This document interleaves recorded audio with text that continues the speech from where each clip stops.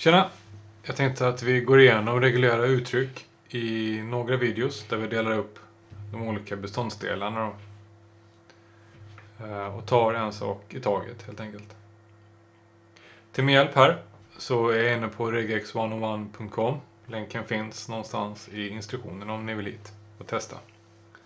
Fördelen med att vara här är att man får en visualisering på vad det är som händer när vi skriver våra uttryck. Och vad varje sak gör och vi ser vad det matchar och sådär.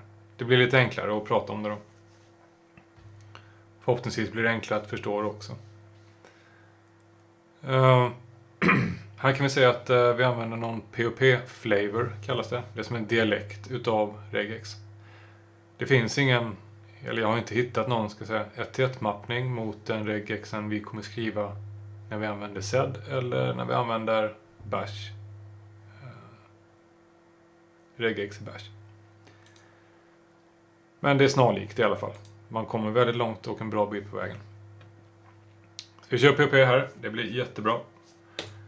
Texten här, den är tagen från guiden. Så vill ni prova att köra med så klistra in den därifrån bara.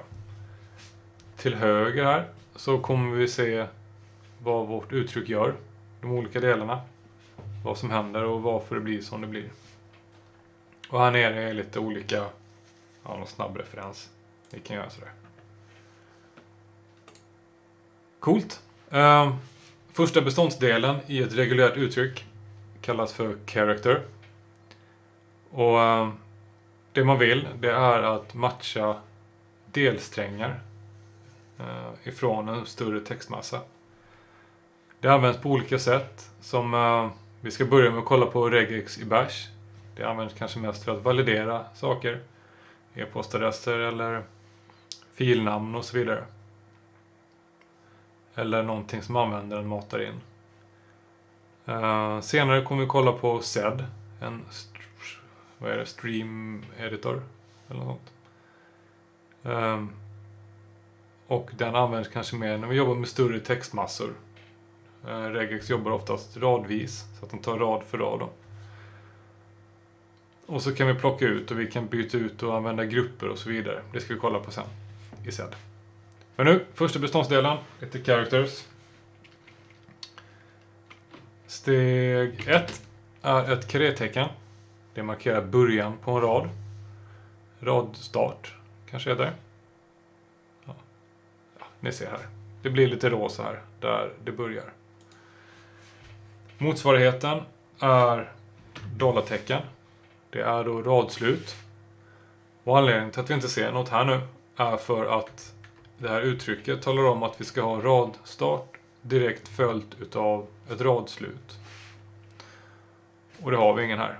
Kanske om vi gör sådär. Där har vi radstart och radslut. Men tar vi bort radstarten då, så ser vi alla radslut. De är bra att ha när vi ska styra om vi vill ha någonting direkt från början av en rad eller direkt i slutet. Så jobbar man med de här. Okej. Man escapar rätt mycket i regex. Det är ett W till exempel. Det matchar ju som vi ser här ett W. Inte så komplicerat. Men om vi lägger på en backslash, då matchar vi istället alla bokstäver. Eller siffror. Eller underline. Vi kan då se här till höger att backslash W, det matchar varje karaktär. Och det är samma sak som om vi hade skrivit det där inom hakparenteser. Vi ska kolla vidare på det i nästa video. Det kallas för character class. Så definierar man vad man vill ha inuti hakparenteser då. Men backslash V matchar allt. Utom då specialtecken och space eller punkter. Motsvarigheten är backslash stort W. Då ser vi att då matchar vi allting som vi inte matchade nyss. Det är då tvärtom. Just den här är jag osäker på om den funkar i sed backslash W. Jag tror vi ska köra på character classes sen senare. Vi har backslash lite D. Digit. Alla siffror. Ser vi här att det är samma som att plocka ut 0 till 9. Vi har matchat här alla siffror. Stor D. Det är då tvärtom. Allt som inte är siffror. Vi kan matcha space. Och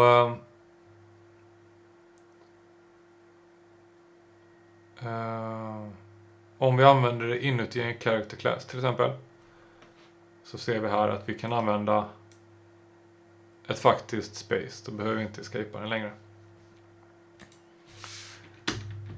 Stort S, allting förutom space. Ja. Bokstäver matchar vi som vanligt. En och en. Andreas matchar vi på det sättet. Eller Dreas i detta fallet. Där har vi väl ordet.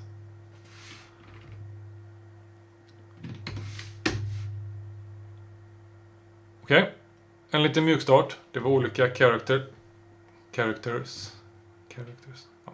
Vi har radstart, vi har radslut. Så vi pausar denna videon och så kollar vi på character class i nästa video. Tack och hej!